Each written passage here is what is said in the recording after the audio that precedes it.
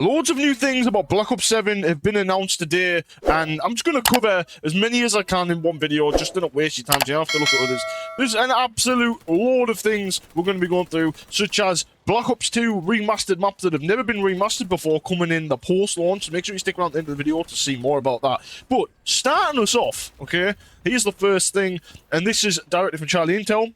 Black Ops 7 will have the ability to enable health bars over players similar to Black Ops Cold War.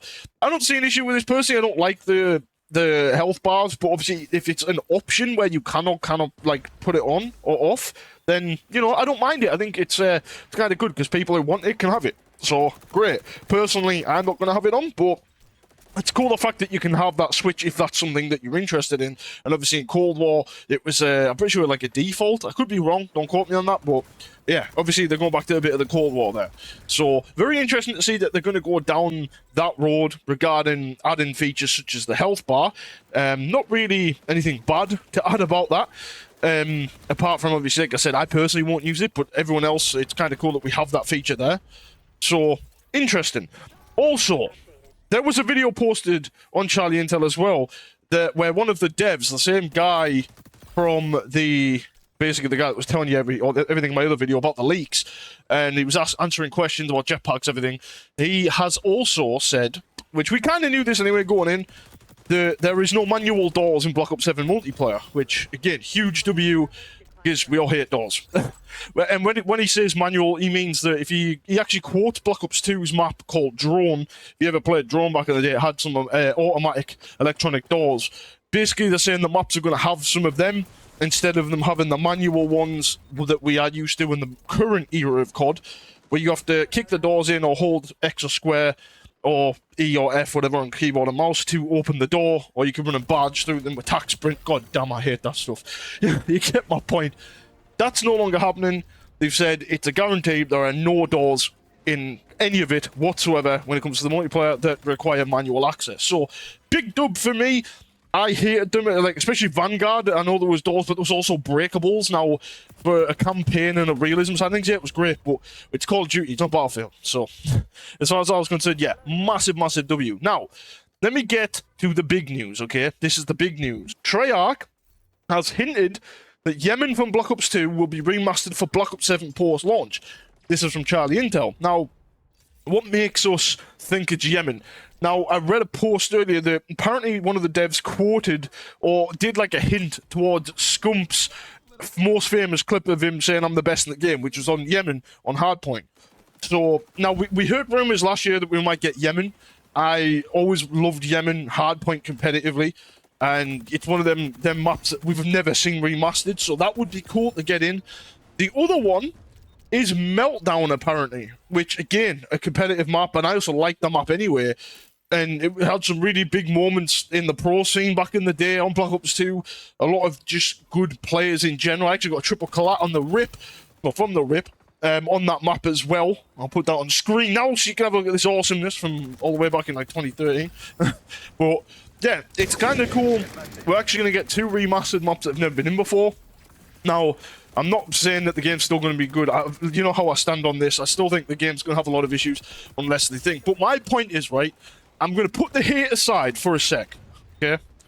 The only thing I'm going to say is what I say every time. If hate's valid, which it usually is, I will dish it out in massive portions and servings, right? But they've actually listened. Now, look, we talked about this. They've had to because of how bad COD sold, how bad it is right now. They've lost the whole entire fan base nearly, apart from the Call of Duty sweats, bro. You know, them people that let you buy it and die hard no matter what. Now, Battlefield's put a lot of pressure on. We've talked about this and spoke about this. But look, for the first time in probably 5 or 6 years, they're actually listening to the community to some degree. The doors have gone, the maps are coming back, the movement's changing, the guns are different, you know, like, everything's slowly changing. Now, does that mean the game's going to be great? Probably not. In fact, absolutely not. But it means that for those that want to play it, it's going to be more tolerable. But the biggest question's still there. Are they going to do anything with skill-based matchmaking? Probably not. Let's be realistic. So, we're just going to move on to that. I'm not going to talk about that this video, because we all know where that's going. But just for the sake of it, right, I'm going to put it aside with the anger and the hate and the rage, and just be honest. Do I think this could be a half-decent game. Mechanically, fundamentally, maps, guns, the way that the movement is it plays. Yes, I genuinely do believe it could be. Not it's going to be, it could be. You give us pick 10 back, you're just increasing the odds for it to be a game that slaps and it's sick, right? But, again, taking away all the bad stuff just for now, just talking about the positives. Do I think that the game's going to be fun enough to sit and play 10 hours a day? No, not a chance.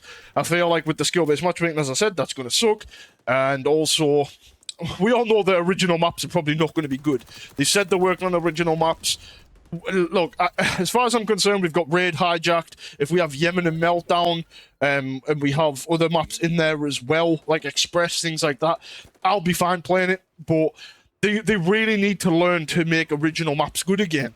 And, I mean, they said they're going to be doing the post-launch content like they did in Modern Warfare 3 2023, which, if that is the case, yeah, I'm all for it, dude, because they did a lot of content, and the content was good. Like, regarding maps, especially, you know, Vista, 6-star, Rio, you know, Rio and 6-star, really good maps. 6-star is probably one of the greatest maps that they've ever released post-launch.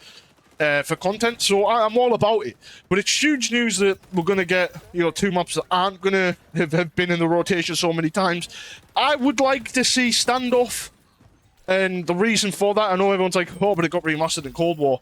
It's only been remastered once, and I actually stopped playing Cold War halfway, not even halfway, probably a quarter through the year due to personal reasons, and I didn't get to experience it competitively again. And the last time I played it competitively was, well, at the time, 9 years prior or something, 8 years prior, because it was I think it was 2020, and obviously Black Ops 2 was 2012, 2013. So, yeah, you know, it'd be nice to play a Standoff, but I'll take the rest because I like the rest as well.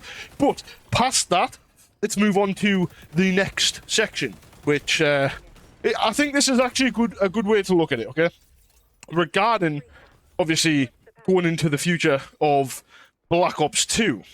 So, with Black Ops 2 being the primary investment in this game, everyone's saying, oh yes, we've got Black Ops 2, it's a sequel, everyone's buzzing, great, okay? And like I said, it's good. But Ghost of Hope put a tweet out. Now, this could mean absolutely nothing, and it probably does. I haven't got a screenshot of it, but I'm just going to explain what it is.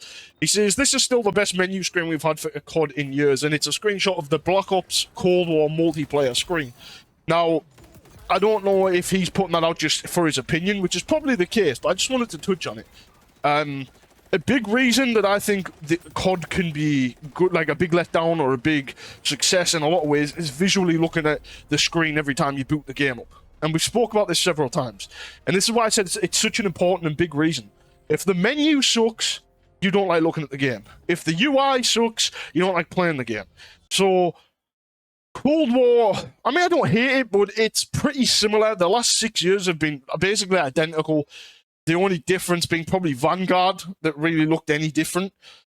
Personally, I mean, again, just asking a personal question on myself. As an older head, I prefer the simplicity of MW2, 3, and Black Ops 2 originals. Like, you know, just the names at the right-hand side. You can go over and look at the player card, their emblems, stuff like that. It's just basic map votings there. You've got to vote for random maps, stuff like that. You don't need all this fancy stuff with the characters walking. It's never appealed to me, quite personally. Like, if you want to see your character, you go into your barracks and do your character up. That's how I personally would like it. So, you know, again, just my opinion. Let me know in the comments. What's your favorite menu? What year? What era? Let me know. Is it Black Ops 2? Is it Black Ops 3? Yo, Black Ops 3. I liked Black Ops 3, believe it or not. The menu was like that because that was character-based. But it was going off. The guy was sat down and it sort of fit the vibe and the build, if you get what I mean. So it's interesting to see the different variations. But yeah, I think if the multiplayer is good enough and the UI has changed and it feels like it's its own game and not a damn Netflix bloody special sequel thing, and I'm going through the menus, then I think we're okay.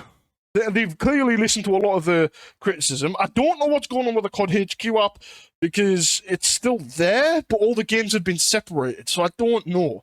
I'd like to think they're starting to go away from it because that's why they've been pulling games individually away, and I hope that is the case. However, I could be wrong, so I don't want to say too much on it because I am wrong. I think completely detach themselves away from it, make their own menu. And look, that's where my biggest thing's going to be for COD Next. Yes, I want to watch the multiplayer, but I also want to see when they're booting the game up and what it looks like on the menus and create a class, because I don't like the create a class system, the loadout stuff. I hate it. And I think there's too many attachments. It's all just this gunsmith stuff. I'm not a fan. And we've had it for 6 years. Let's change it. You know, let's change this up and get something different. So...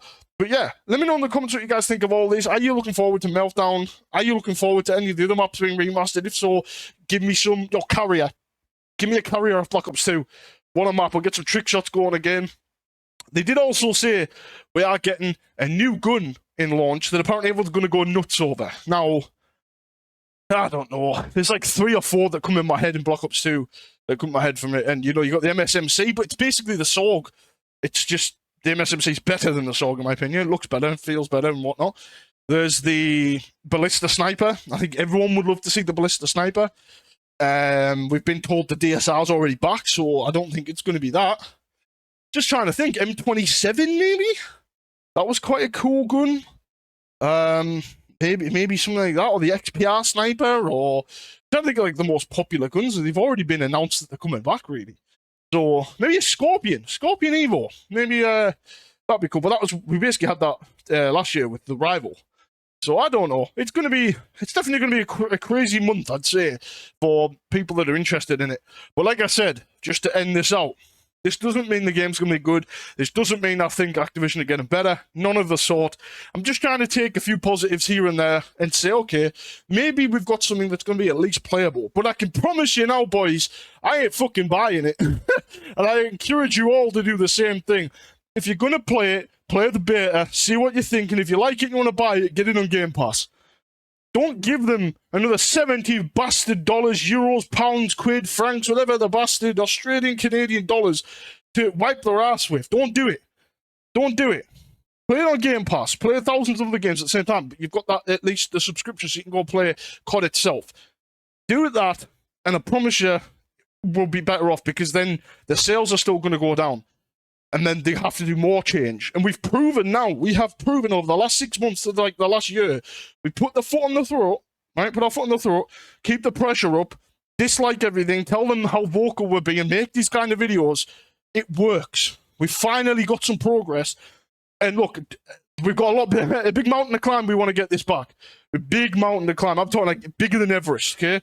We're holding on with one pickaxe at the minute. It's just, or whatever they call it, ice pick, climbing it, right? We've got a big way to go if we want to get the game back to being phenomenal. But let's just keep doing what we're doing. If you're new, as always, don't forget to drop a like and a sub. It helps out a ton. I'm going to wrap it up here. Thank you so much for tuning in, and I will catch you in the next one.